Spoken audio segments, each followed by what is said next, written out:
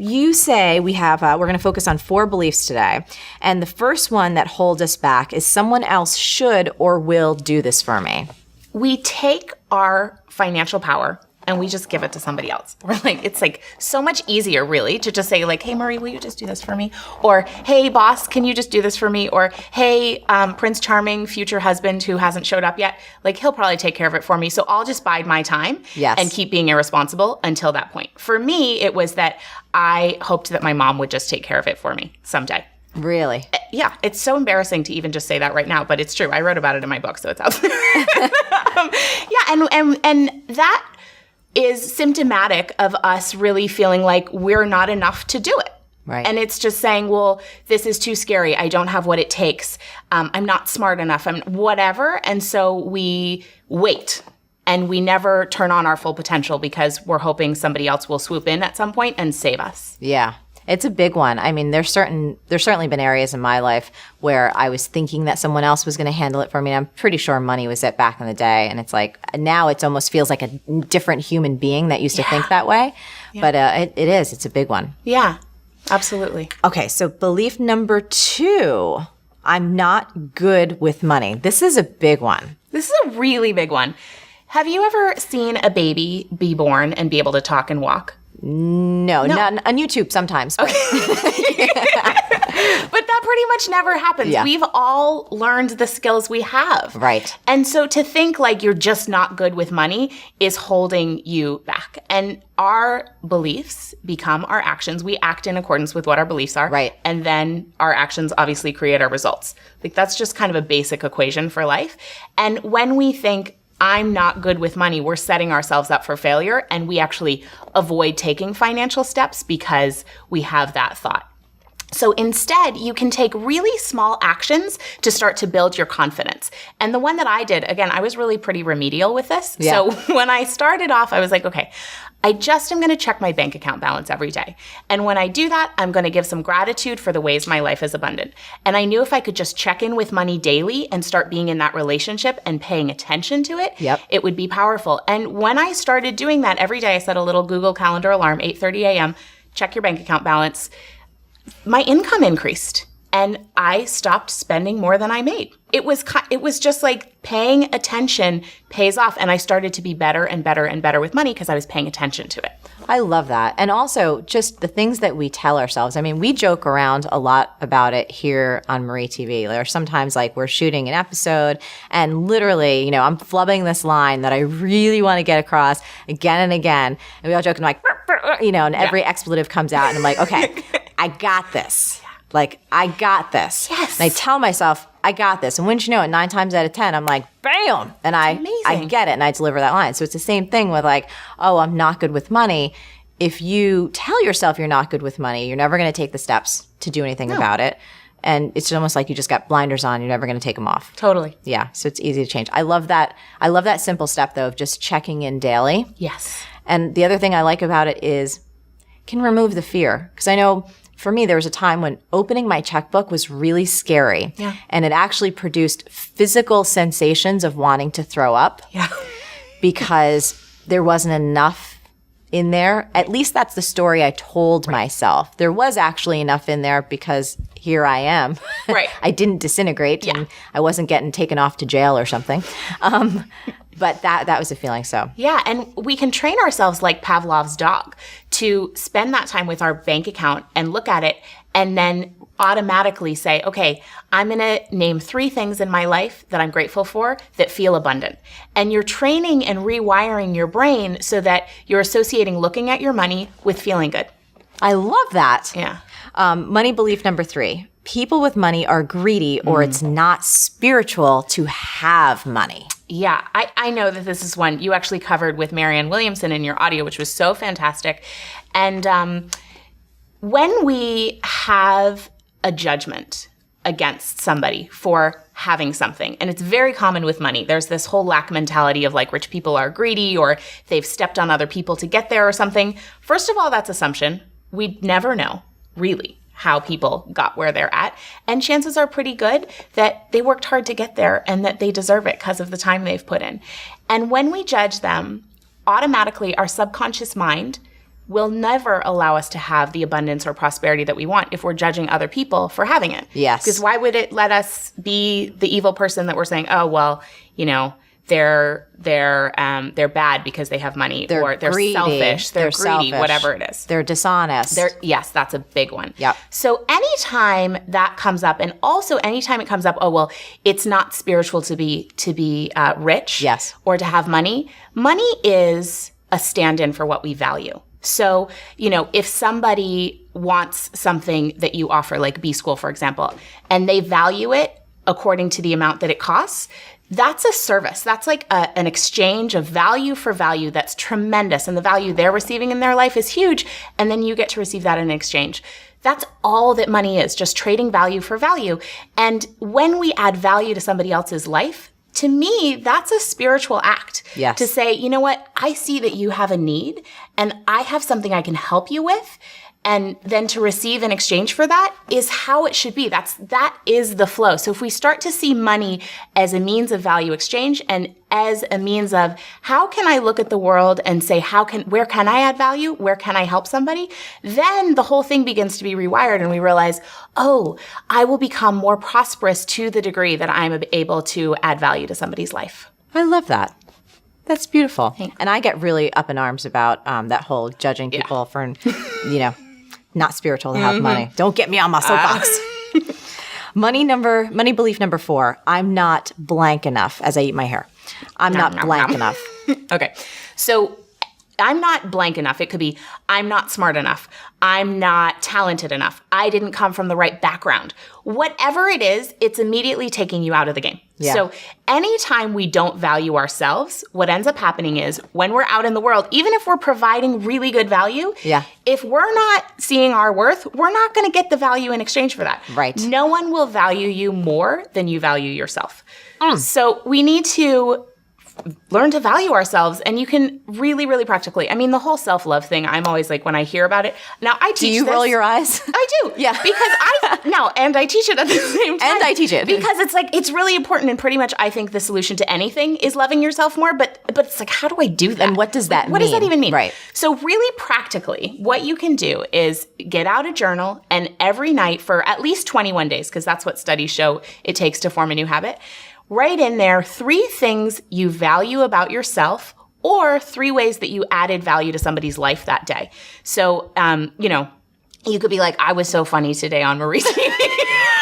Right? I was so inappropriate. Right? I made people laugh. Exactly. And that was great. Or, you know, I could say, I did a Skype interview today, and I know I added value to whoever's going to watch that one. So whatever it is. And then what we're doing is we're building that muscle. Yes. And training ourselves to notice, A, things that we value about ourselves and things that are valuable about us, and B, ways that we've added value to somebody else's life, which will tune our radar in so that during the day we're seeing more opportunities and we're saying like, oh, I could add a little value over there. Oh, there's an opportunity there. And it makes us better business people, and it makes us better humans. Yes. So that's a great way to train yourself, and write those 3 things down every day, and it'll make you feel like the next day you'll be like, I did something. And it's a fabulous way to celebrate yourself and to increase your value. Yeah, I have to say, I love this one.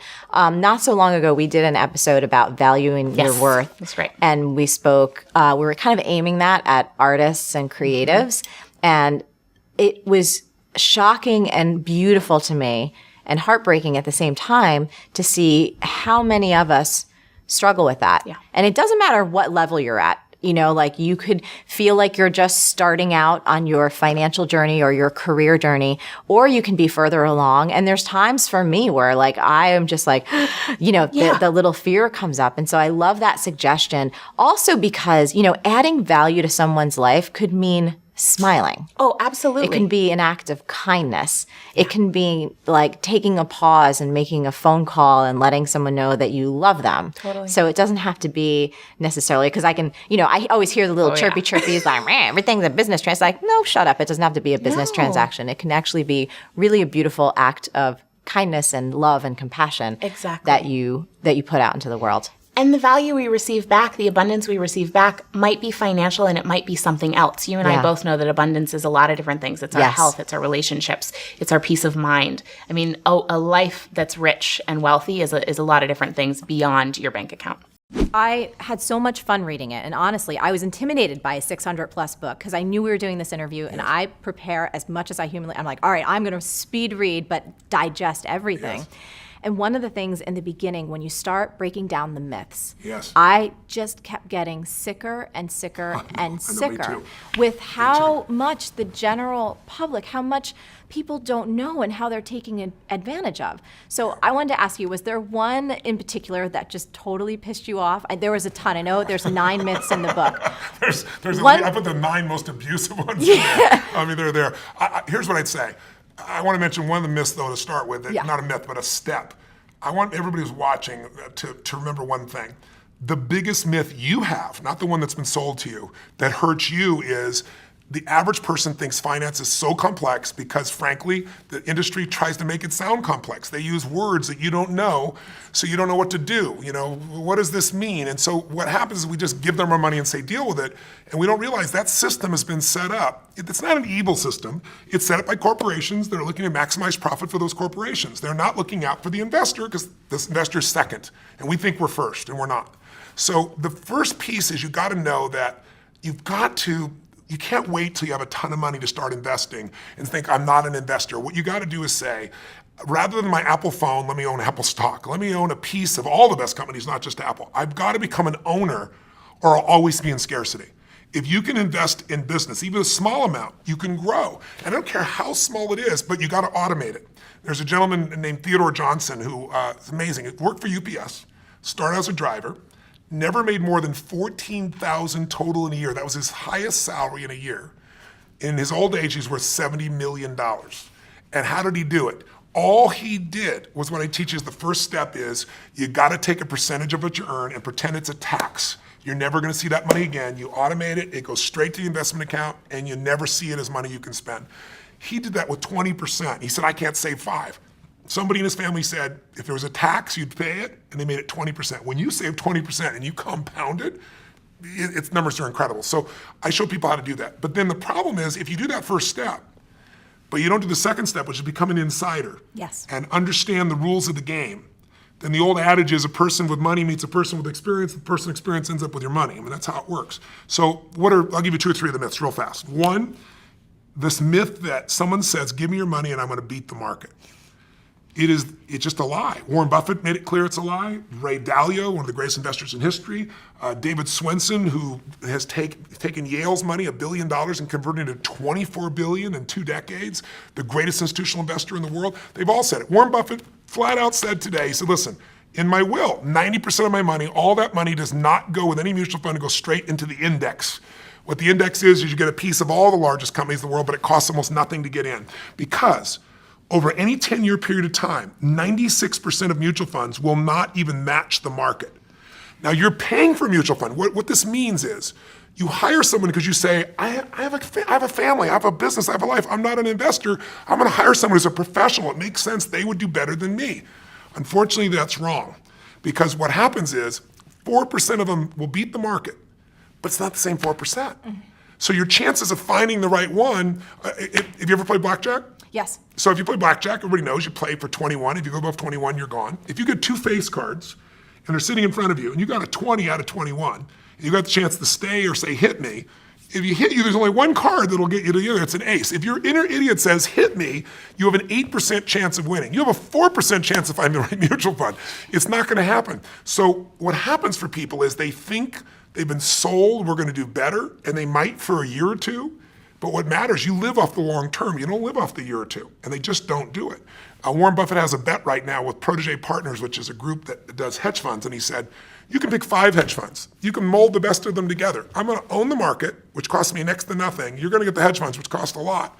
10-year bet, who's going to win? Put up $1 million. Right now, they're 6 years into it. Warren Buffett's at 42%, they're at 12%, right? Oh. Just crazy.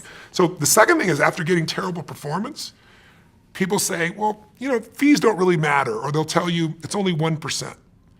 And I ask people all the time, how much are you paying? And they go, I don't know, or they'll say 1%. 1% is called the expense ratio. That's like the edge of the sticker price. If you read that 50-page prospectus in your mutual fund, even one of them has 50 pages, which you won't, you'd have a hard time with a PhD figuring it out. In fact, there's a man named Hilton Smith, I quote in the book, who spent 2 weeks, he's got a doctorate as an economist, took him 2 weeks to go through them all and figure out there are 17 different fees. And Forbes says the average fee is 3.12. Now, if you're watching right now, I'm sure I've lost your brain with all these numbers, so let me make it real for you. 1% versus 3%, big difference. Huge. Right? Here's the difference. Just like you grow by compounding like Theodore Johnson did, your fees also compound. And people don't know that when they hear that little number. So if you had three people and one gets 1% in fees, 2%, the other in 3%, they all get the same return. They start out with $100,000 at 35. For 30 years, they accumulate to 65 years old, 7% compounded. They all get 7%. The only difference is the fees. And when they go to retire, the person at 1% in fees is going to have $574,000. 100,000 to 574, not a bad. If they added not another dime, pretty amazing. The person at 3% in fees will have $224,000. 77% less money. If you want to win a race and you have a 100-pound jockey on the back of your horse or you want a 300-pound jockey on the back of your horse, fees at 3% are that. If I said to you, here's a deal, let's do an investment, and here's how I want it to work. You give me the money, you put up all the money, you put up all the risk, I'll put up no money, I'll put up no risk. If you lose, I win, and if you win, I win. And if you win, over the life of the time, I'll get 60% of what you earn. You'd say, I'll never do that in a million years. That's a mutual fund with 3%. It's one of the only industries on earth where they've confused this enough that we don't understand we're overpaying by thousands of percent. You could own the stock market, the S&P 500. You can own a piece of all 500 big companies through like the Vanguard 500. Mm-hmm. And you get the best of all the business, Apple, Exxon, all these companies. And it costs you 0.17. That means less than 0.2%. If you went to a normal mutual fund, you might own the same companies for 3.17. That's like buying a Honda Accord for $20,000 or $350,000 for the same car. If you pay $350,000, you figure out the person next door paid $20,000, so you go crazy. That happens every day with finances because people don't know how to look at this. So when they read the book, that'll never happen to them again. I had so much fun reading this. And I just also love the colors and the design. It's awesome. Oh, thank you. So let's dive into the philosophy behind the book, right? Because I think you and I share a similar philosophy in terms of the power of our beliefs and how unbelievably transformational they are. And one of the things that I really resonated with was specifically around the power of our beliefs around money. And you write, fear is the root of lack energy. So let's talk a little bit about what our fear has to do with money and setting and achieving our financial goals. Oh my gosh, everything. Like I said, I wrote the book off one premise that people have more fear in being broke than they do faith in having abundance. And when you make decisions based out of fear, they never fully show fruit. They never fully show profit. They never fully show abundance. And it's even beyond money. If you make a decision out of fear concerning anything, it's not the most profitable decision for you to make. So yes, I would definitely say that lack is definitely rooted in fear.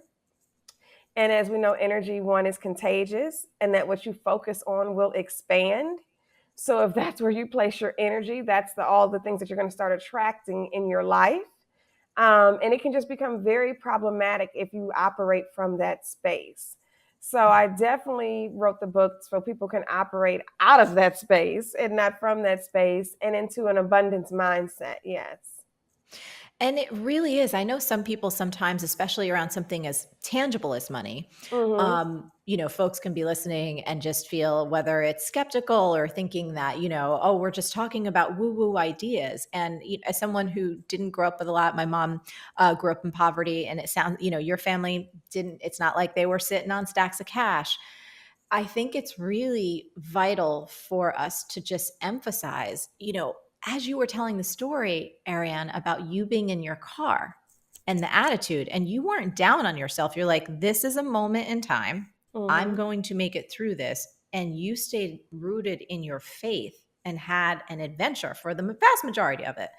Similarly, I feel so strongly that our mindsets around money, it is an enormous piece of the puzzle, no matter who you are, how you grow up, what you encountered, or what you're even encountering today. Would you agree?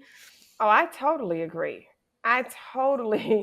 I'm 100% there. And it doesn't matter, your background, your socioeconomic background. This is truly, it's energy at the end of the day. And I'm just very big on the energy that I surround myself with. I'm Yes. very big on the energy that I bring into the room. It's called currency for a reason. It's a current. So Yes. you have to be mindful of what you're attracting and what you're pushing away. So you want to make sure that you're operating in the flow of that. There's something that you said to me during the book tour that was so powerful that I actually adopted for my life. I wrote it down. When you said, when you pay for something, you're like, well, there's more where that came from. So I started doing that. I'm like, Yes. oh, there's more where that came from. I'm Yes. like, oh, my friend Marie told me a nugget. I'm applying this. So I operate from that space of abundance. Like, yeah, not operating saying I pay for something like, oh gosh, what do I have left? Oh gosh, what is this? Because then that's what you're going to start manifesting in your life. And it's like, oh, there's Yes. more where that came from. There's more There's where that came always from. more where that came from. Yeah. Yes. And There's I also want to always say more. too, there's always more. All the good stuff. Love, creativity, money, compassion, forgiveness, always more where that came from. This also, I want to make sure I say this because I want folks to get your book because it's so good.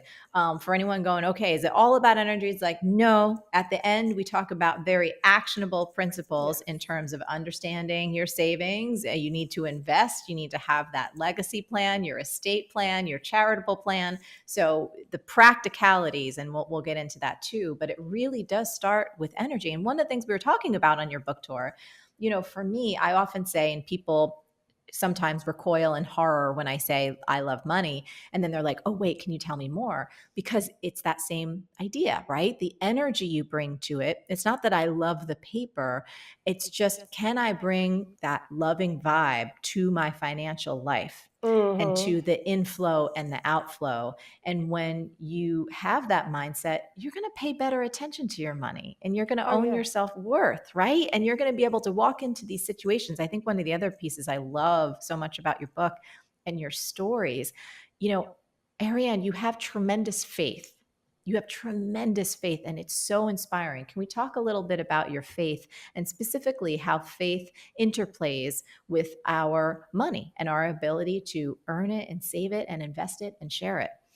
Yes, I'm very much so rooted in my faith. I start the book off with the belief principle because I was explaining that you're going to believe in something. By default, you're going to believe in something.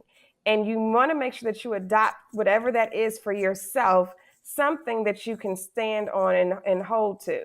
So for me, I am a Christian woman, and that's my belief set.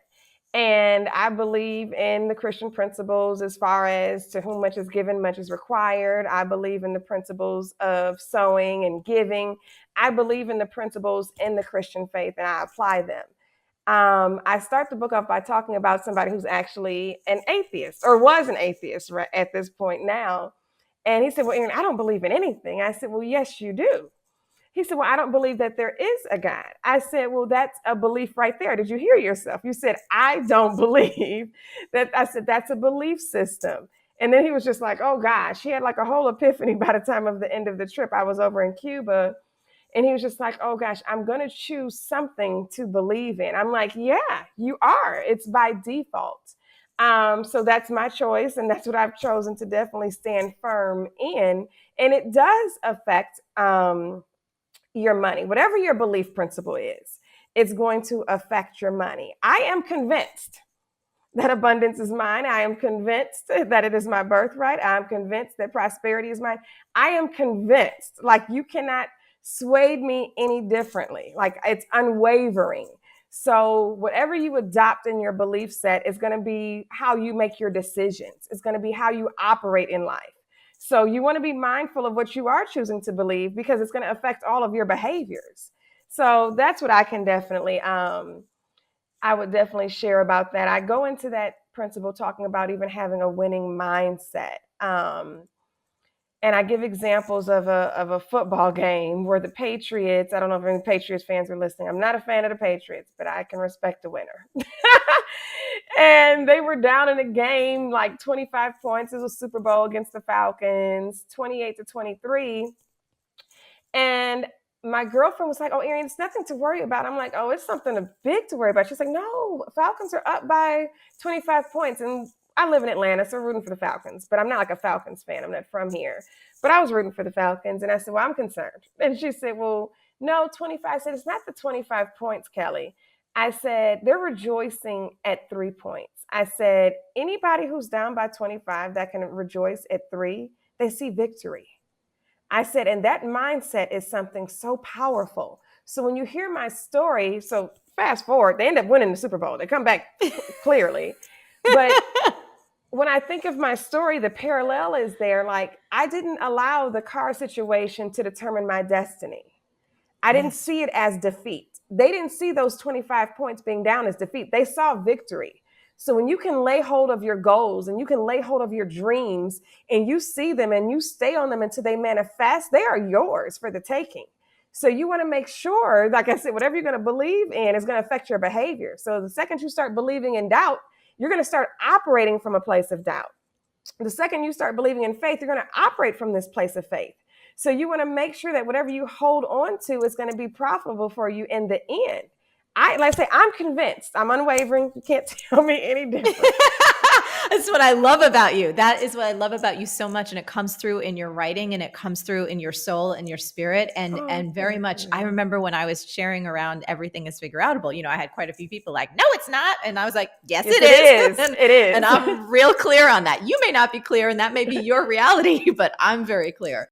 For someone who's like, okay, I'm ready, right? Even though it's a little scary, even though I don't know what I'm doing, what is my first concrete step to take if I want to get a better grip on my financial life?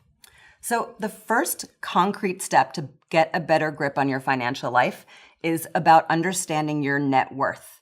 Now, if you're anything like who I was in the past, or like most people I meet, you wake up in the morning and you say, if I earn more, I will have more. Unfortunately, that actually puts you on a hamster wheel of never ending chasing after earnings. And it doesn't necessarily mean you have more. It actually means you might have less for various reasons. So the first concrete step that you want to take is calculating your net worth. And how do we do that? So how you do that is you figure out how much you own. When I say how much you own, I specifically mean what's in your savings account. Do you own a house? What's its value? Do you own any retirement funds and anything else that has a value in the market? Or even their checking account, right? Even their checking account. Yes. Cash is part of your assets.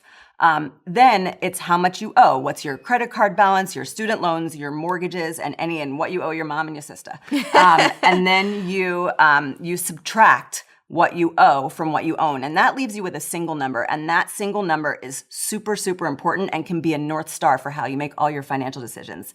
So sometimes you're going to have a zero net worth or negative net worth, or you might have positive net worth. There's a whole range. I mean, there are people I know who make millions of dollars but still have negative net worth. The reason why net worth... I want to pause you there because I think that's really important for people to digest, because I know and I have developed this sixth sense of hearing my audience in my mind as I'm talking and as interviews are happening. I think a lot of people would perhaps be surprised to hear that and thinking that if they are under earning right now, if they are not employed right now, they may look at others who are employed or perhaps very high earners and imagine that they're better with their money. And it's not necessarily the truth. So that point, you could be earning millions per year and you know people that are. Absolutely. And that have a far negative, or their net worth is in a negative. Yep. Yeah. I think I just wanted to highlight that. Keep telling us why it's important to know that number. Yeah, it's important because, we don't want to work until we die. That's a nice goal. And the way that you don't have to work forever or don't have to work as hard forever is by building assets. Because assets, investments, whether that's owning a home or owning retirement accounts or other types of assets, that is how you can ultimately produce income in the future without having to work for it. Yeah, it's kind of having those dollar bills do the work for you. You've earned them, and now they get to earn you more. Right. But if you still have as much debt as you do have assets, those assets are already accounted for because you owe them to the debt. That's why net worth is important, because you want to really have more assets than you do debt eventually. Yes. Okay, so let's say somebody watching right now, they're like, okay, Amanda, Marie, I get it. I understand my net worth. They might know that number. Perhaps it's positive. It might be in the negative and they're in debt, which I think a lot of folks are. When it comes to turning your money life around from your point of view, what's more important to focus on if they are in that position where they're in the negative? Is it paying down the debt first, or is it starting to save, or is it a combination of both? It is absolutely about starting to save. Starting to save is the most important thing. We think of debt as like a disease that we have to get rid of. That's how it's treated. And I know before I really learned about money management, every single time money would hit my bank account, I would try and throw it at that debt as quickly as possible. I did that too. like, I have to get rid of it. Yeah. But the problem with that is that you're then just exposed to more debt. So it just becomes a perpetuating cycle that you never get out of. And how are they exposed to more debt? Because you don't have any cash for those curveballs and those unexpected things that come up. Which we're going to talk about in a few minutes, people. So I just want to make that clear. If someone's like, wait a minute, how am I exposed? I just want to get rid of this thing as quickly as possible. That's where I was. That's what a lot of the media tells us to do is to get rid of debt. And debt is like this shameful thing, even though most people have it. Yeah. And not all debt is bad debt. Like I'm paying 2.7% for my car loan right now. That's like incredible. That's practically free money. That frees up cash flow over time. So, once you start to learn the intricacies of debt and how to optimize the debt, again, it's like a game. You're just trying to figure out how you get more gold coins. Yeah. So it's absolutely about saving at least 1 month. And that statistic you brought up about, half of this country doesn't have $1,000 in their bank account. For a rainy day or for some emergency. Yeah, for some curveball. It's interesting. In Daily Worth, 70% of our subscribers have a 401k, but barely no emergency fund. So the problem there is, yes, you're investing for your retirement, but you're probably also going into debt at the same time. So your net worth is going down. That's not actually helping your future security unless you also have that cushion. I think that's such a huge point, because there's definitely folks listening right now who they're funding their 401ks, but if they don't have that cushion fund, which we'll talk about in a few minutes more of why that's important, to even imagine that, wow, I'm investing for my future and my net worth is still going down, I think that's a big wake-up call. Yeah, it absolutely is. So let's talk now, because a lot of folks, so we have people watching Marie TV where they might have just started a business, right? Mm-hmm. Or they're a freelancer, or they're just in a position in life where their income is not predictable right now. If someone's saying, okay, this all sounds great, I would love to save, I would love to start investing for my future, but how do I do this if I don't have a steady paycheck that I can depend on? Oh, it's so exhausting when you don't have a steady paycheck. And it is impossible to plan when you don't have a steady paycheck, because you can have the best of intentions, but if the money isn't there, what are you going to do? Yeah. So what's crucial, even if you're a freelancer, even if you're just getting started, that you create a separate checking account for your income, which if you're self-employed is actually revenue, not income. And then work towards creating a consistent draw from that business checking account into your personal checking account. And ideally being able to leave some in your checking account of your business so that on the months when you have less revenue, that you're able to still give yourself that consistency. And the second thing is, if you're going on for like years and years of not having enough coming into your business to be able to do this consistent draw, you got to get a bridge job. You got to get a 50% job. I've always done it.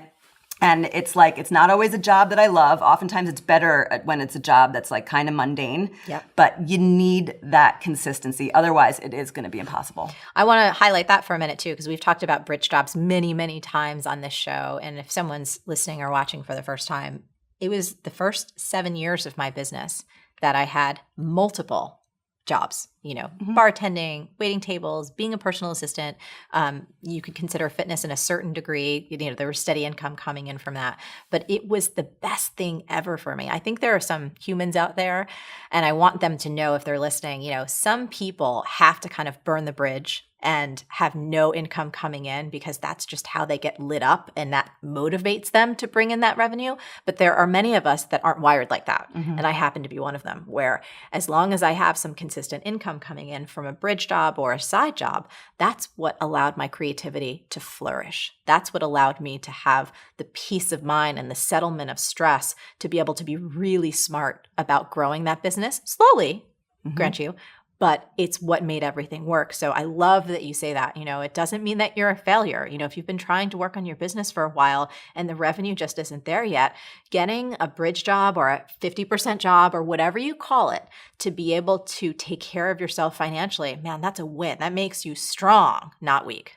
Yeah, absolutely. And it's just like, you can sleep at night and, maybe you can get a job in a related industry to your personal venture that's going to bring you clients and leads that way too. I mean, there's all sorts of ways to make having that 50% job work for you on many levels. Yeah. And then the third thing that you mentioned was reducing expenses dramatically, which I think is smart. I grew up in a family where my mom, she's amazing, but she knows how to, and I say this often, stretch a dollar bill around the block like 5 times. So frugality is in my nature. But tell me about your experience with reducing expenses dramatically, or anyone in your community who has really done a good job at that. Yeah, it's again, because I'm on a public platform and teaching so many people about personal finance, I use my life constantly as an experiment. I'm like, well, if I'm telling people to do that, I better be doing that myself. Yeah.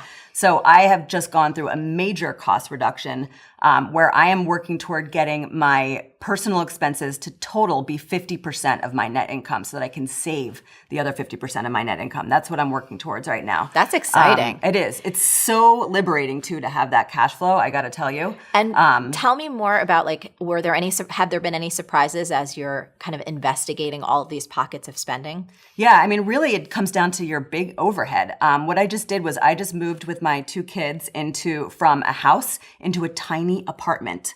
And it was really hard for me at first because we grow up with these ideas of what life is supposed to look like when you're 40 and you're a mom and you have 2 kids.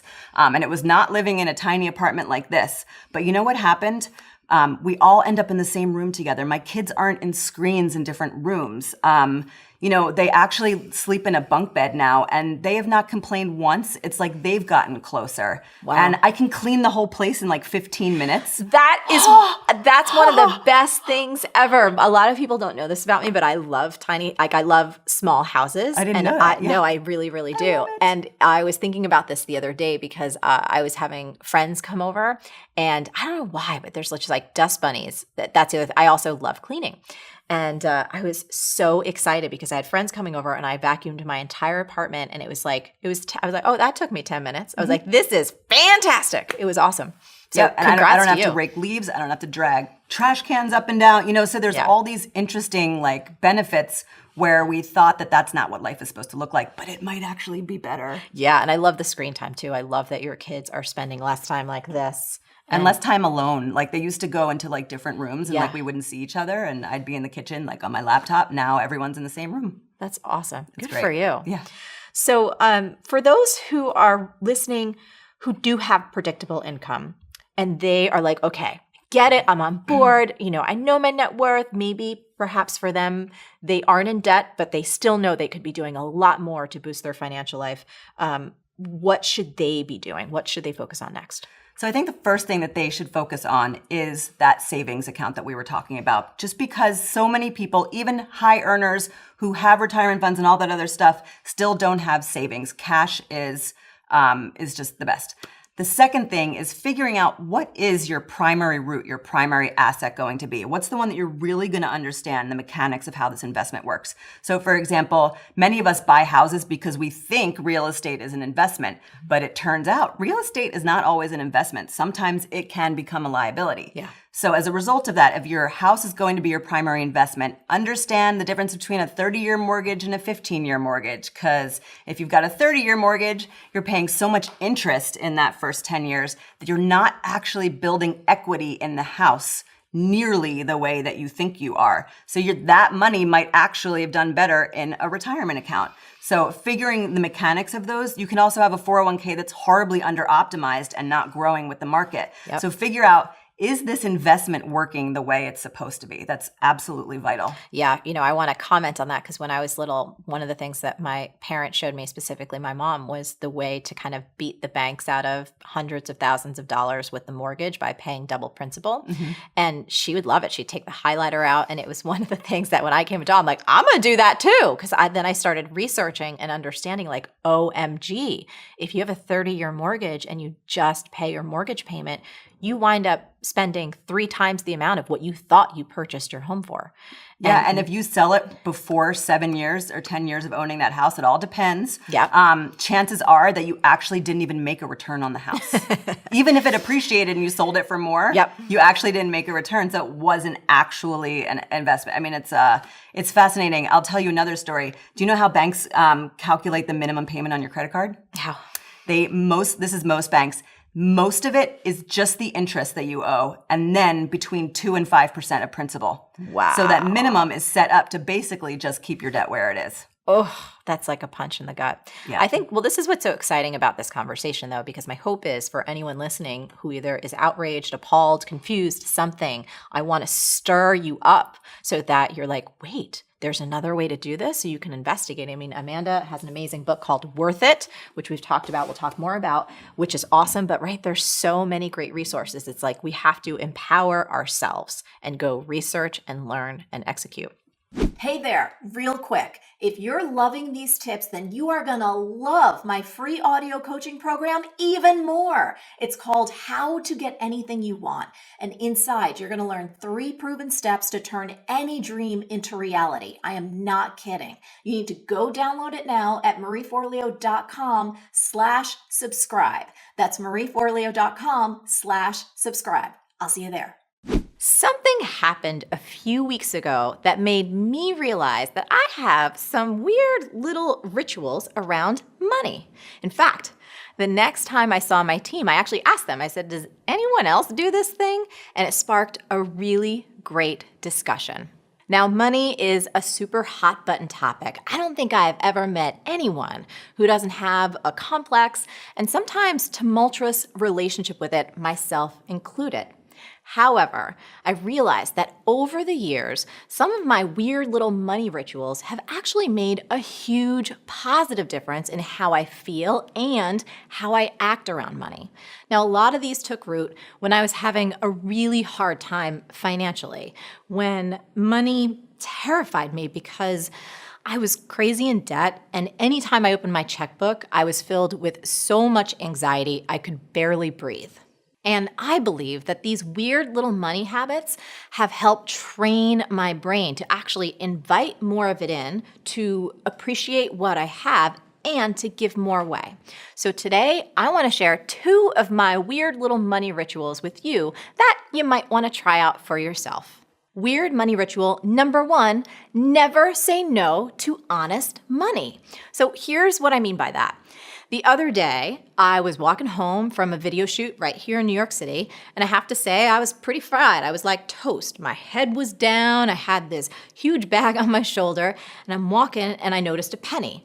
Now, it didn't register at first, and I walked a few steps more, and then I said, whoa, wait. That was a penny back there. So I turned around and I went back and I picked it up. Now I have to be honest. Part of me feels like I should be embarrassed or, I'm picking up money off the street. Isn't that pathetic? But then, thank goodness, the wiser part of me said, screw that. That's money. I'm going to pick it up. That's because I have a little pact with myself. I never say no to honest money. And that includes Honest Abe. I see you, girl. You're trying to pick me up. I like it.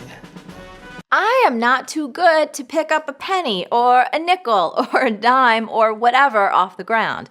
And whenever I notice money just laying there, I pick it up and I say, thank you. This is awesome. For me, it's a reminder that the universe is always there to give me whatever I need. And all it takes for me is to be present, to keep my eyes open, and to not be too good for the little things, for, the small blessings.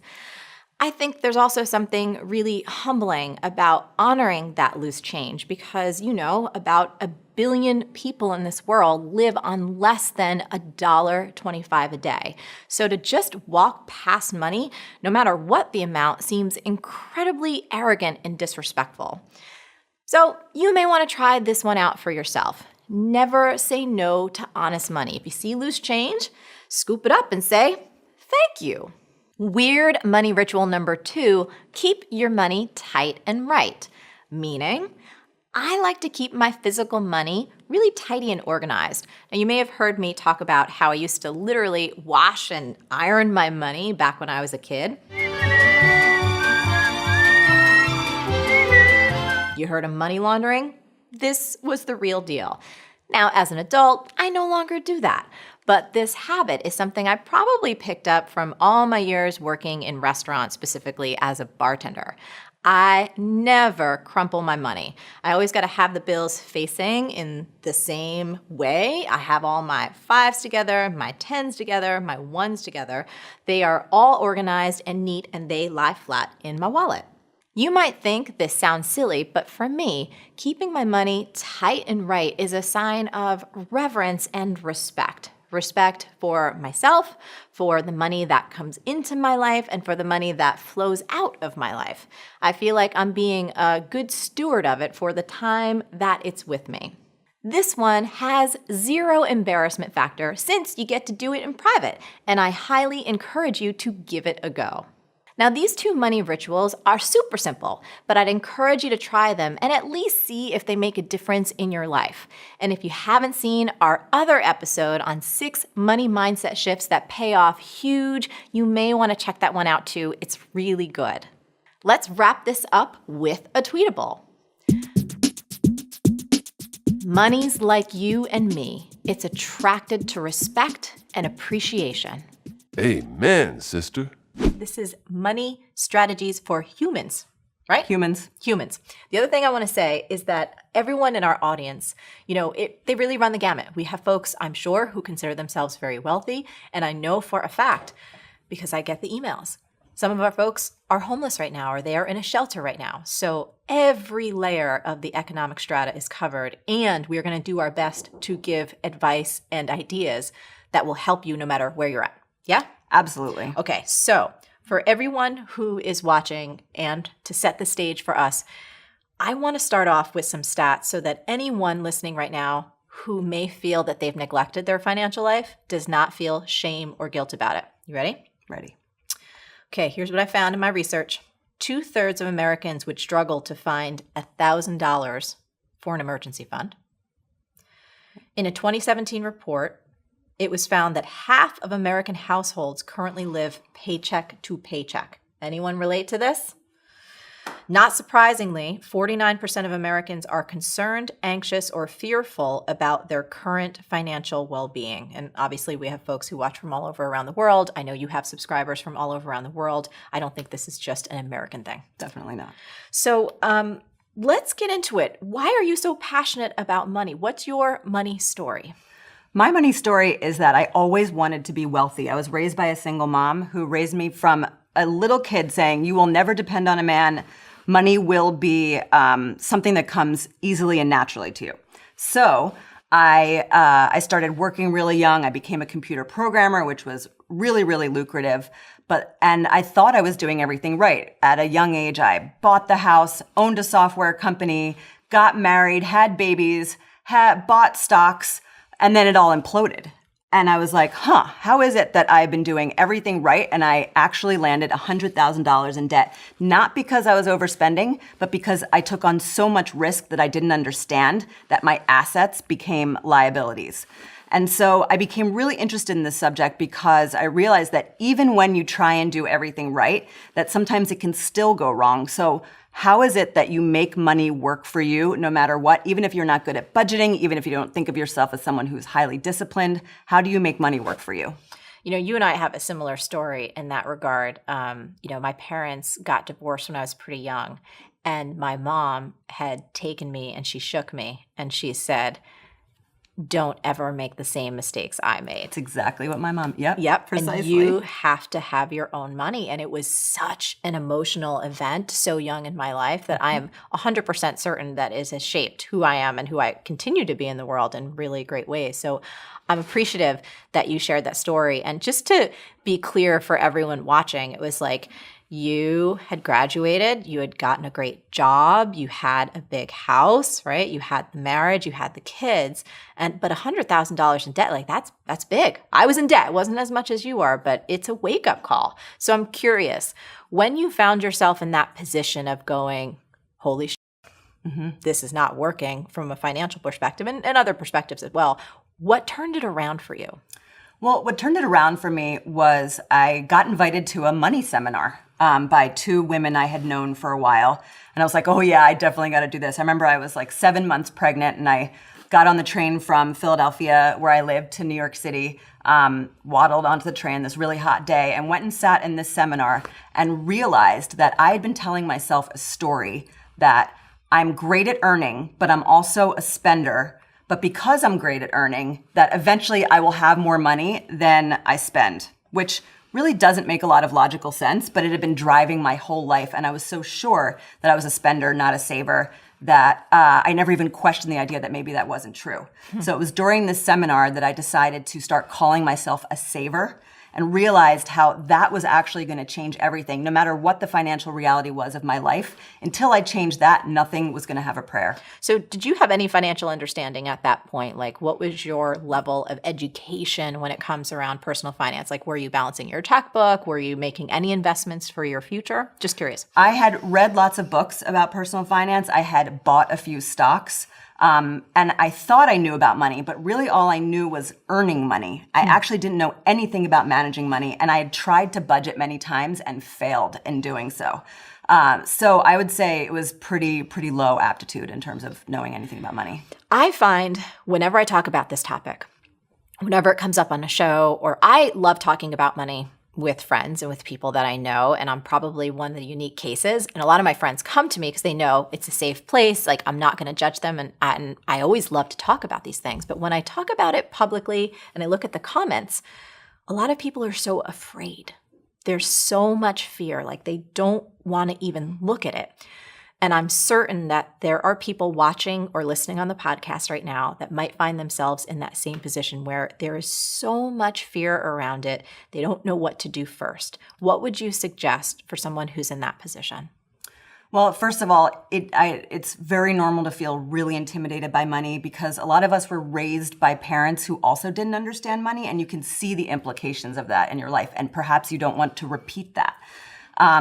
So I think that the first thing that is important for you to do is I treat money like a video game. When I was a kid, I played lots and lots of video games. And the reason why this was useful was I would play a game and either I would win or I would lose. But regardless, I could always hit that reset button and start over.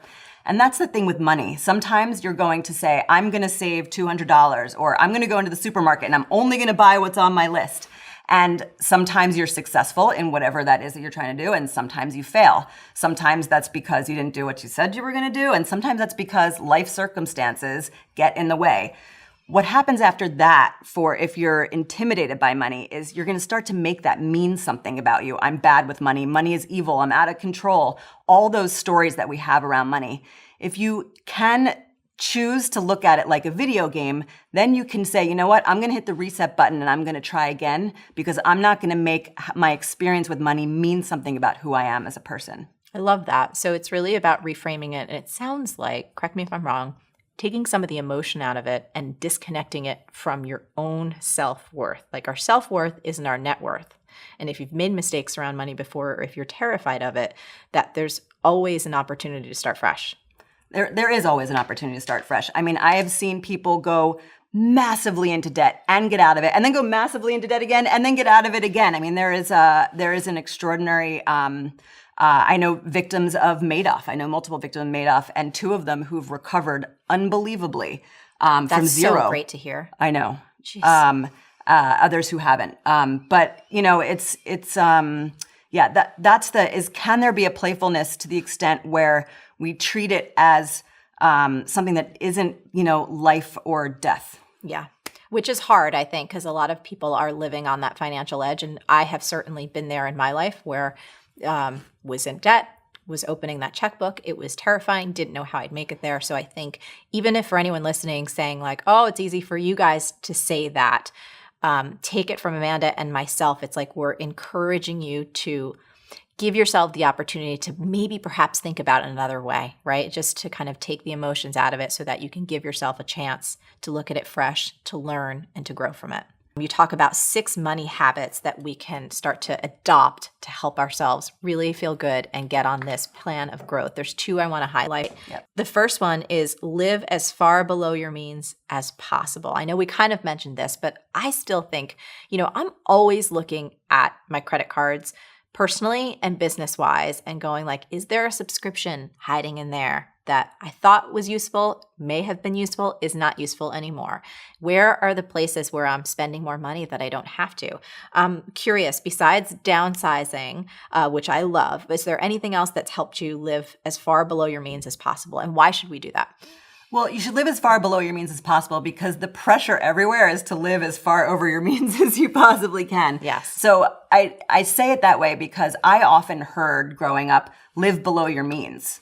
But to me, living below my means was, little tiny. I always misjudged that one. That like never really worked because I never seemed to actually get below my means, and then I got massive tax bills. Yeah, and it's not precise either. Right. Yeah. And so that actually doesn't work. If you start to try and live as far below your means as possible, you start to question the fundamental things that our society teaches us you're supposed to have, which is what, like the type of car you're supposed to drive, the type of clothes you're supposed to wear, and all those things, which is what cause money to be so frustrating all the time, and go, is that because I really want that house or I really want that car? Or is that because I think I'm supposed to have it? Because society has brainwashed you. Yes, because society has totally brainwashed you. Yes.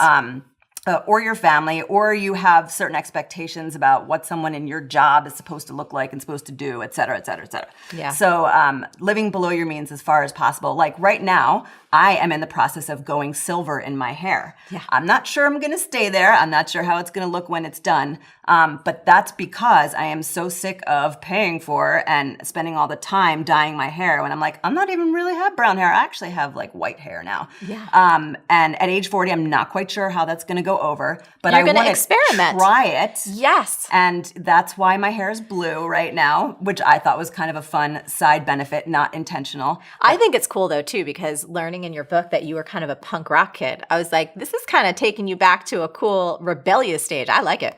I know. Well, the woman who was bleaching my hair to put gray streaks into it, she was like, "Oh no, I'm so sorry, your hair is blue." And I was like, "Actually, that's kind of exciting. I'll keep it. Thank you." I think it's cool. But getting back to this idea of living as far below your means as possible, it kind of brings in that game and that experiment element again, where it's like, oh, what if we try this? It may not be about downsizing right now, but oh, what if we tried to eat this way versus this way? What if we cut out cable? What if we cut out X, Y, or Z and started playing with the numbers? Because let's face it, you could always go back up. You could always keep spending Always again. go back up. But what can we learn by experimenting and by treating this like, what can we discover from doing it? I love that. Yeah, and I think it's actually may even be better than that. I believe that so much of what we do is unconscious because we're playing through certain motions. And once you start to challenge your core fundamental beliefs about what's important, you might discover joy of what actually matters to you and being able to separate what are the things that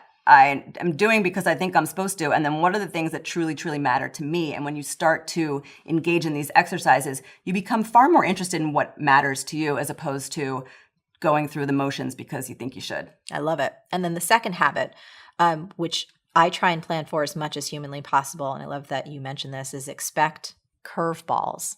What does that mean?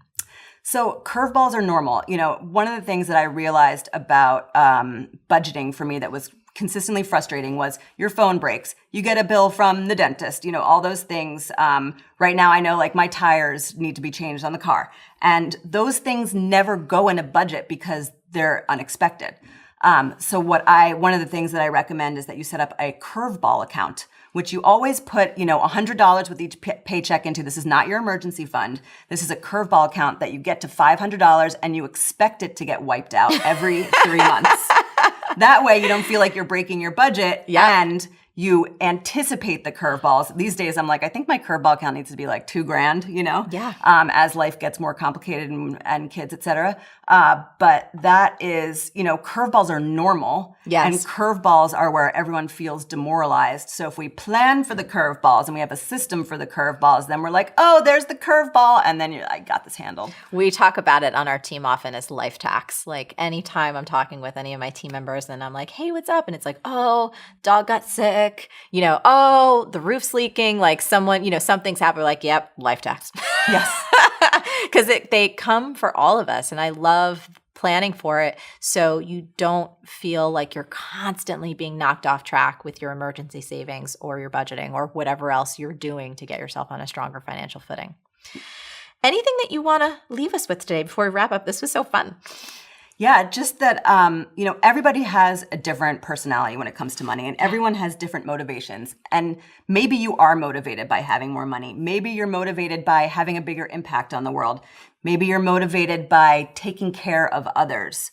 Just remember that no matter what that is, there's no right or wrong way to think about money, but the more you take care of yourself, the more you're able to take care of others. So don't see thinking about money as greedy or selfish or something that someone else is supposed to do. Think of it as what makes a stronger you so that you can be a stronger somebody for everyone else.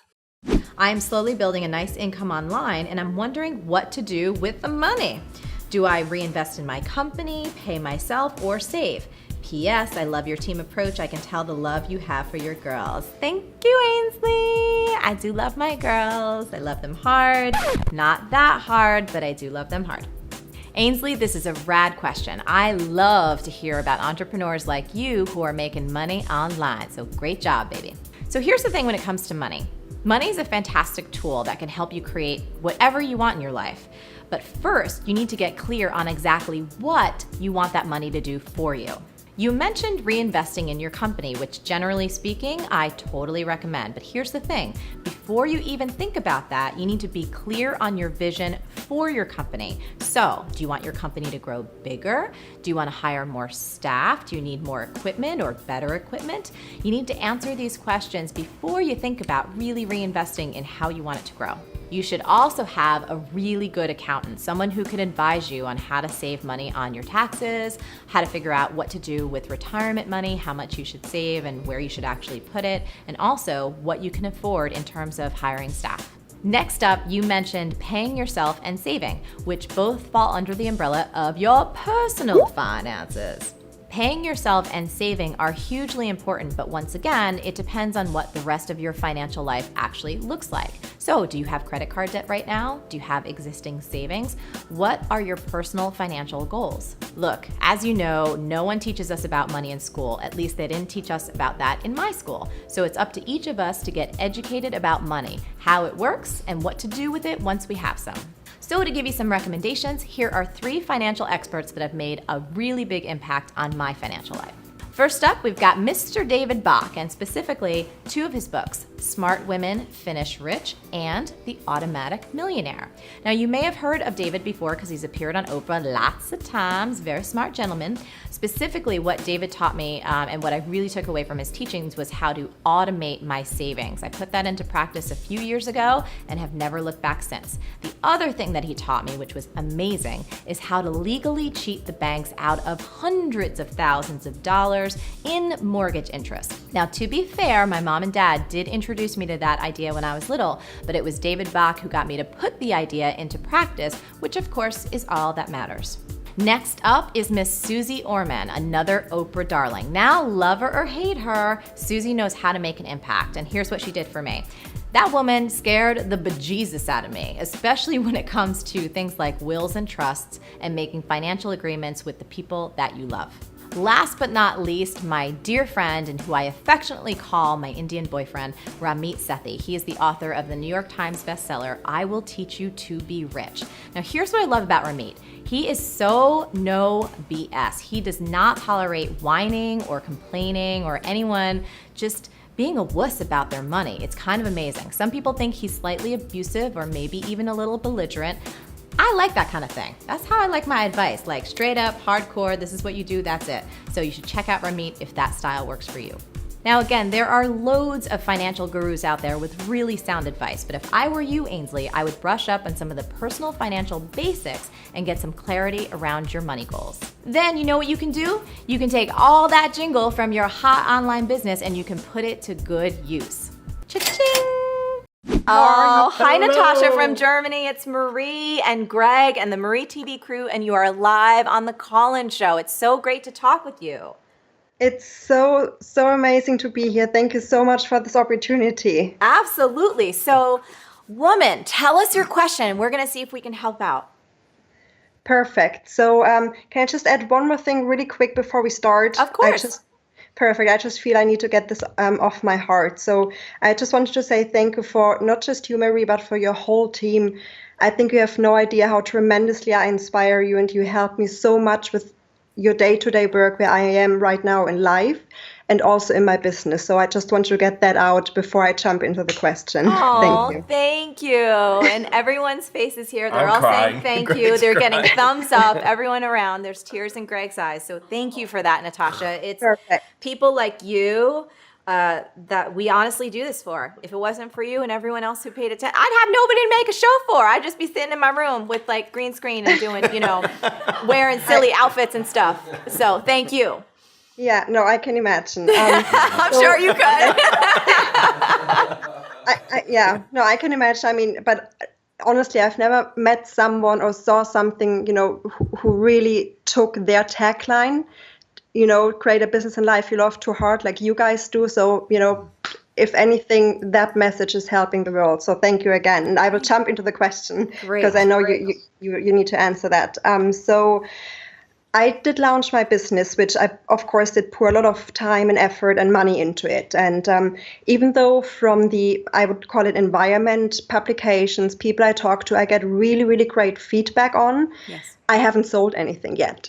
So my question to you and your team would be if there are any indications that a business idea is simply not good enough to survive, and when is the right time to step away from it? Yes. Okay. This is a brilliant question. I'm going to ask you some follow-up just so we can get some more clarity for you and also for everyone listening as well. So Natasha, can you tell us what your business sells?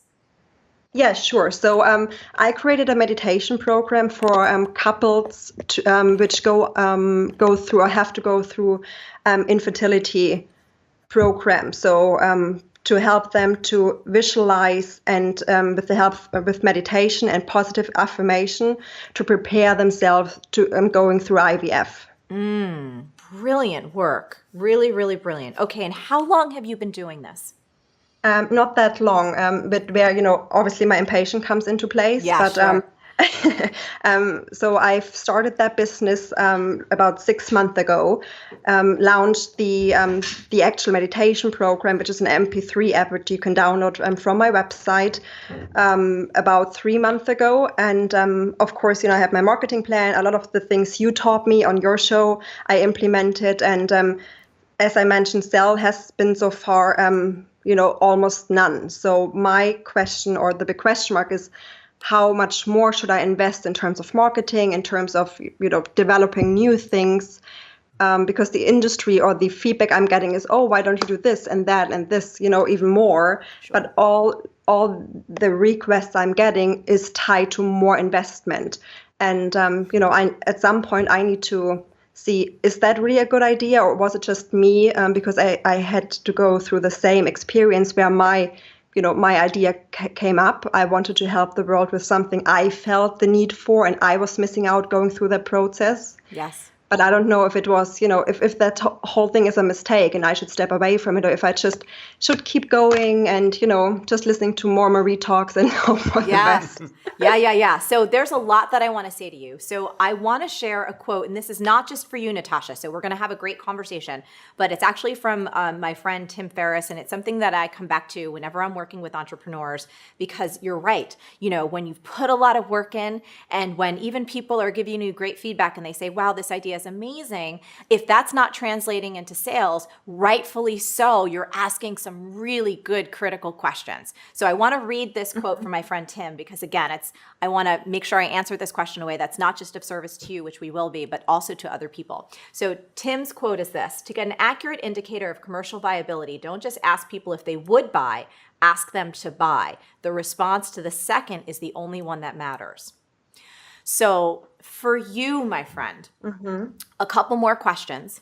Do you feel like you would be talking about and doing this type of work in terms of creating meditations for couples that are navigating the circumstance of infertility? Like, would you do that if you weren't getting paid for it? Like, do you feel like, oh my goodness, this is my life's work. I have to do this no matter what?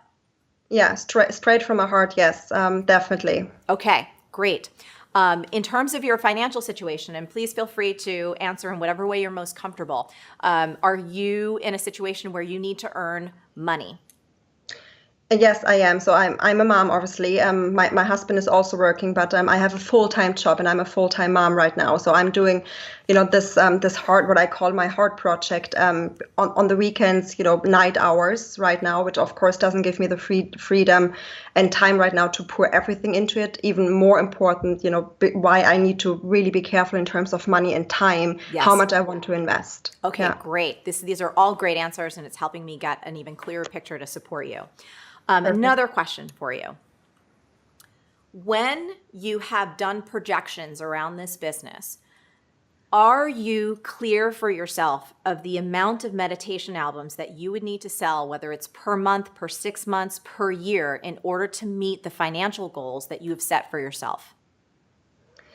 That's a very interesting one, because first off, I didn't set myself a financial goal because I wanted to do it anyways, no matter if I get money from it or not. But then once you start investing, and I ended up investing more than I intentionally wanted to, because I wanted to get that professionally right and in good quality, then of course the return of investment I made today would be nice to have. So yes, I know how much I would need to sell in order to get that return of investment. Okay. So do you feel like it's realistic, though, as a business, given I know you've been trying to sell it for 3 months now, and this whole thing has been kind of a 6-month endeavor in terms of the business aspect of it. I will say, generally speaking, that's a pretty short time frame for most small businesses. Some people hit it right out of the gate. My concern for you, Natasha, and this is just me going on my instincts, is that there's not enough clarity around your business as what you'd like that to be in terms of your financial goals, right? Like how much revenue and profit you'd like to earn per year, or you need to earn per year to make this a really viable business. In terms of selling a meditation album, I don't know what people pay for things like that, but I know that there's so many free resources online. My gut's telling me this may not be the right exact business for you, but you would need to fill in some of those blanks. So for example, taking some time over the next week or two and really going like, what do I want my business to be? How much do I want it to earn? Who is the market that I am most committed to serving? What are their challenges and problems? And how might I be able to solve them in a way that allows me to charge what I need to charge in order to earn what I would really like to earn and have enough profit to make everything make sense?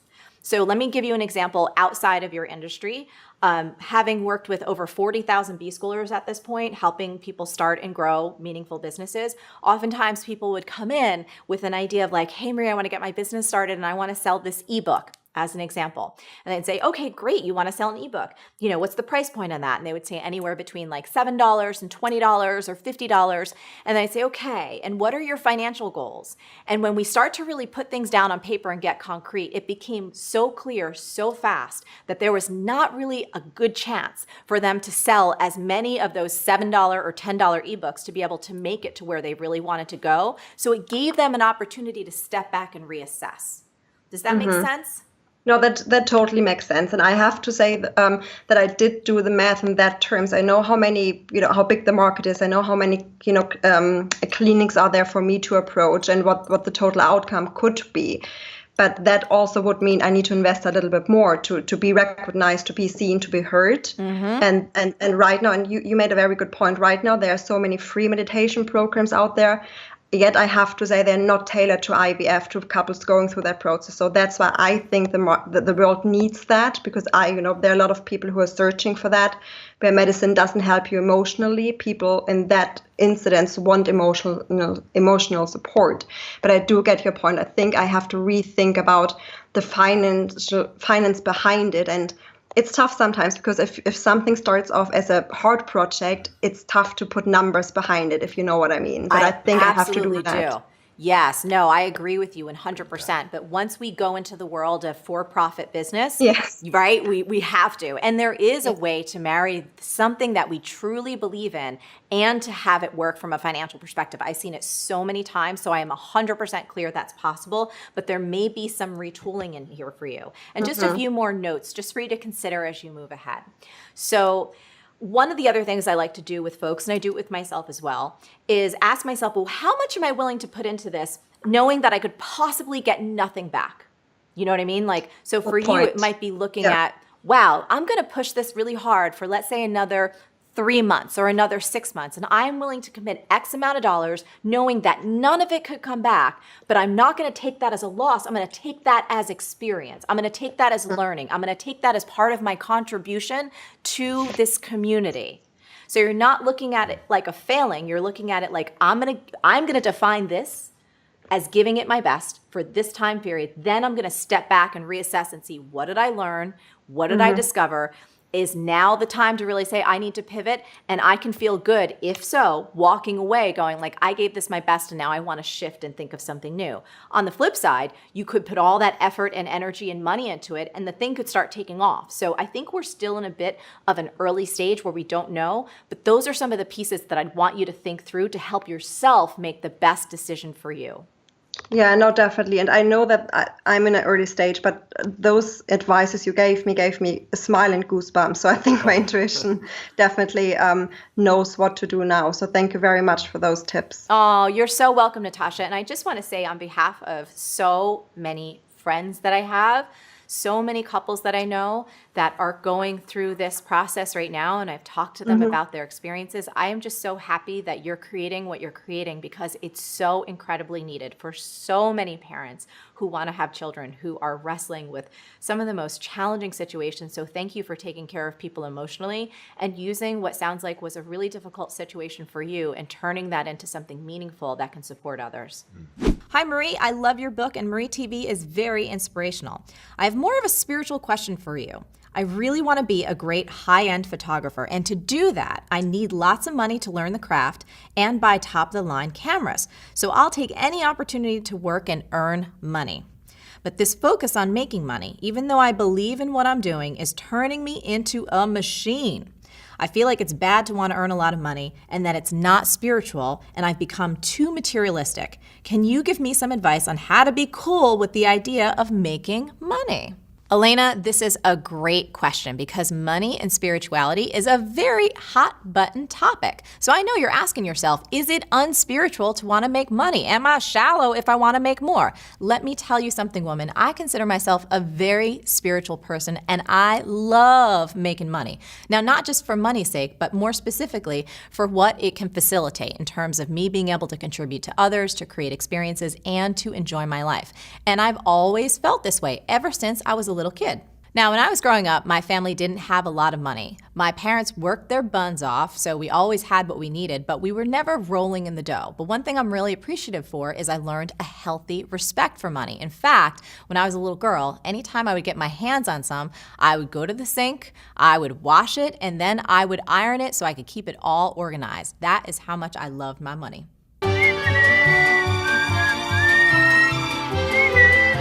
So here's the thing, Elena. Money is awesome, but I sense from your question that you're afraid you're too focused on it right now. And here's the thing, you might be, especially if you've lost sense of your ability to have fun while you're making it, and you've lost touch with the deeper reason you're trying to earn so much in the first place. If you want the recipe to create a life you love, you need two key ingredients: achievement and fulfillment.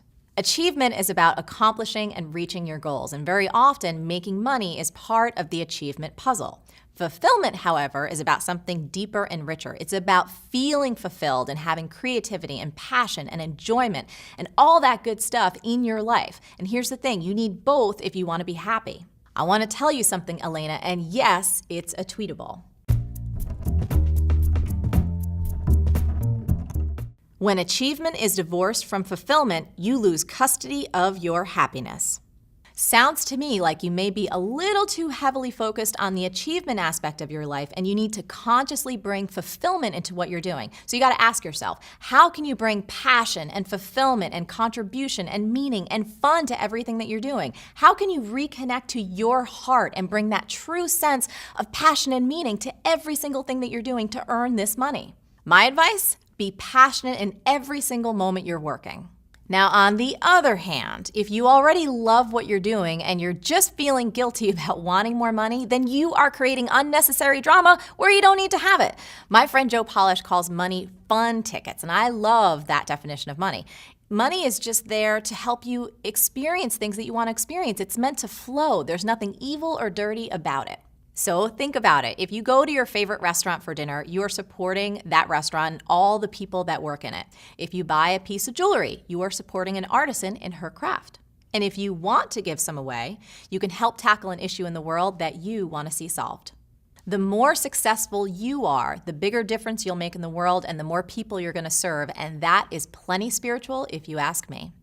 Dear Marie, in the past year, I've started to make money with my art, which makes me very proud and happy. Though every time I make a sale, I feel guilty. If I do well at market, I drive home at the end of the day with guilt pressing on my heart, and I sometimes feel the urge to return to buyers and give them their money back.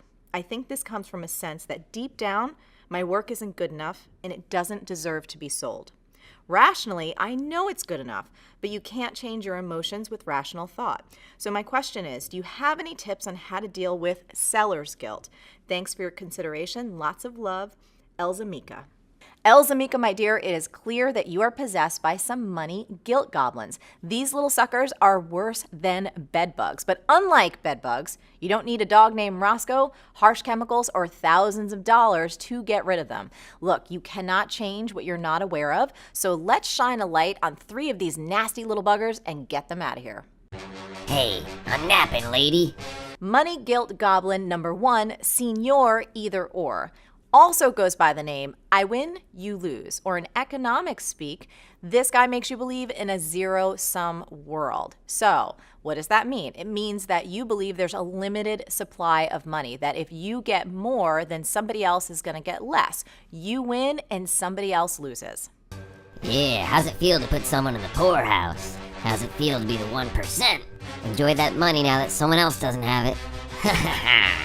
Here's a little reality check to kick this goblin right in the butt. We do not live in a zero-sum world. And if you want the facts to back this up, you should check out a book called The End of Poverty by Jeffrey Sachs. Now, yes, we still do have a lot of work to do to solve economic inequality, but you receiving money for your art does not take away wealth from someone else. It only adds to the total global money flow. And that's called positive sum, which is the best kind of sum unless you count dim sum.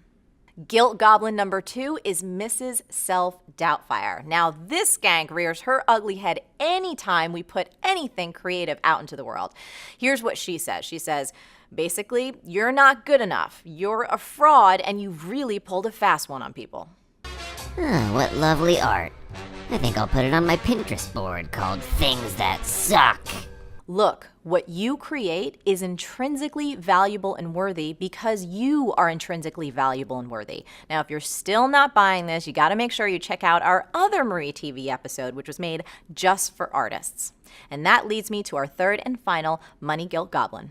Guilt goblin number 3, Mr. Buyers Be Suckers. Now, this little turd makes you believe that your buyers are suckers, that anyone who gives you money for your art is a chump. Yeah, you suckers fell for the crappy art. Now let's sell them some swampland, a bridge, and some stock at MySpace.com. Your customers are not dummies, so give them some credit that they know good art when they see it.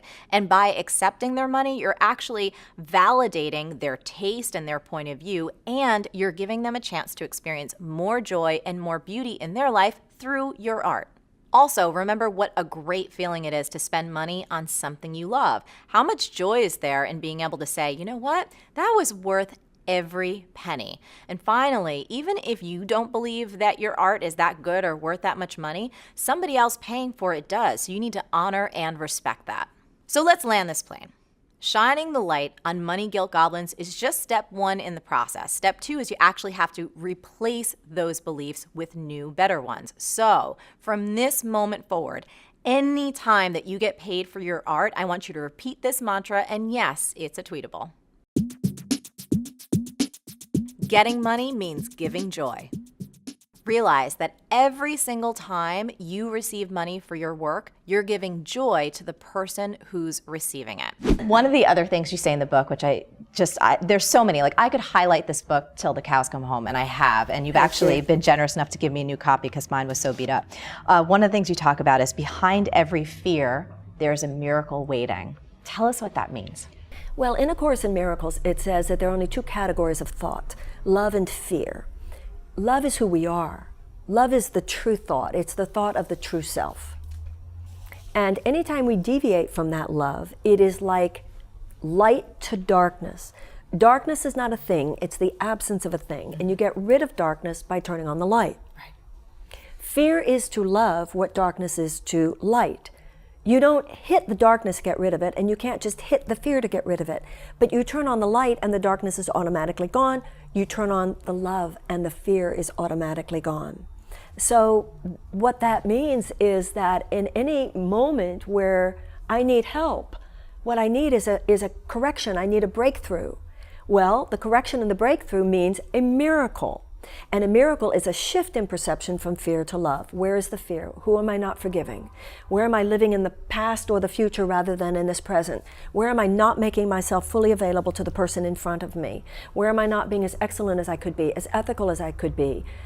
Where am I coming from ambition rather than service? Where am I coming from competition rather than cooperation and collaboration?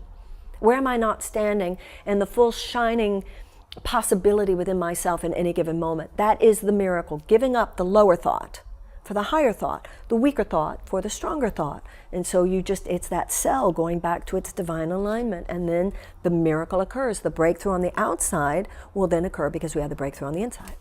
I love it. I could talk to you for hours, and I hope we will. Yes. So, okay, this is a good one, specifically about money. So many people complain and they blame limiting beliefs about money, like, oh, I learned this from my mom or my dad, or this is the way that my family has always thought about this. And you talk about in the book how we can transform those thoughts. Well, the issue of childhood programming, the first therapist I ever had, I was in my early 20s, and she said something to me that was so stunning, and I never forgot it. She said, Marianne, your father isn't your real father. Your mother isn't your real mother. God is your real father, and God is your real mother. We have the mortal self, and we have the mortal story, but we are more than the mortal self, and so we are more than the mortal story. So when you accept yourself as a child of the universe, a child of God, a child of the divine, by whatever words we describe these things, you realize that you are not at the effect of mortal limitation once you realize you are an immortal self. Once you move from I am a child of my family situation and say, but I'm so much more than that. I am a child of God. And I am entitled to the miracles that every child of God is entitled to. And through that mysterious alchemy, even the broken places within myself, when given up for healing, will become part of what I can use to make a greater contribution. So sometimes you get rid of a tape by taping over it. We tend in the West to think if I analyze a problem enough, that will of itself get rid of it. And enough of us have spent enough hours in therapy to know of itself that won't work. Yes. But in the Eastern tradition, they don't analyze the darkness to get rid of it. They simply go for God, knowing that in the presence of the higher mind vibration, all that simply is not you will drop of its own dead weight.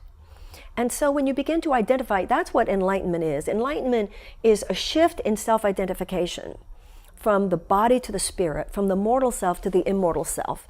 And you realize that you are at the effect of the world you identify with. So if I identify with a world in which there's a recession and there's scarcity and all of that, you know, what many people do, and this is where we get in trouble, where you get in trouble is where you meet a limited circumstance with limited thought. Yes. And you just fall right into the ain't it awful, it's going to take a time for the jobs to come back, the recovery is slow. Money doesn't grow on trees. They're not hiring anybody. Even if they're hiring somebody, they're not hiring anybody my age. The issue is to answer the limited condition with a recognition of the law of divine compensation, which means the spirit will compensate for any limit in the material world. And that I can meet the knowledge that it's a recession with the knowledge that's not knowledge, that's perception. Yes, within this mortal world there's a recession, but in God, in spirit, there is no recession, there is no lack, there is only abundance. Not for everyone, because, you know, even if there is a recession, there's many people that you and I both know who are thriving right now. Well, there are Fortune 500 companies that have been founded during recessions. Absolutely. So the consciousness with which we meet a circumstance is really the point here, isn't it? It's everything. Yes. And knowing that and standing in conviction, miracles arise from conviction, the Course says, which I love that line. You have to more than know a principle, stand on it. And that's what I hope the book does, you know, that in reading it, it bolsters the self-confidence with which you actually wield the power of the knowledge of principle. You know, there's a line in the Course in Miracles where it says, if you treat these ideas like toys or symbols or metaphors, they'll have the power of a toy or a symbol or a metaphor. But if you treat these ideas like the powers that literally rule the universe, so shall they be for you. This is something specific that I encounter a lot, especially with women, and especially when it comes to the subject of money. Feeling a sense of shame or embarrassment about wanting to make it, about wanting to be successful. Right. And, you know, something I've heard you say before, when you experience that level of shame or embarrassment about wanting to make money, you're sabotaging yourself from actually having any. Some people in our society today are prejudiced against poor people. But some people in our society are prejudiced against rich people. Not every poor person is some lazy no-goodnik, but not every rich person is someone who made their money unethically. So no socioeconomic group has a monopoly on righteousness. And there's nothing beautiful about what happens when money stops circulating. You know, there's nothing beautiful about breadlines. So sometimes people limit themselves. You know, the Course in Miracles says, beware the power of an unrecognized belief. Sometimes we look at people who have money and we make assumptions as though we know. And if you have a judgment of people because they created wealth, you will subconsciously sabotage the creation of wealth when it's moving towards you. There is such a thing as unethical wealth creation. There is such a thing as greed, and there is such a thing as economic injustice. And those are important topics for us to be aware of at this time in our history. There is no doubt about that. However, that doesn't mean that everybody who is making money from a place that is not loving and good. So anytime we're judging anyone, we can get off that holy high horse of ours. Because the judgment itself, number one, God judges no one. And number two, if you judge someone else for anything great in their life, you will block the reception of whatever that is into your own. So anytime you see a person having anything you want in any area of life, celebrate it, be happy, and take whatever envy you feel and say, God, please take this from me because I know it doesn't serve. I love that. Gorgeous. At the same time, while all of this is true, I think it's also important for us to realize always that money isn't everything. To say that you are open to finances should be coupled with an absolute realization that money should never be our bottom line. Love should be our bottom line.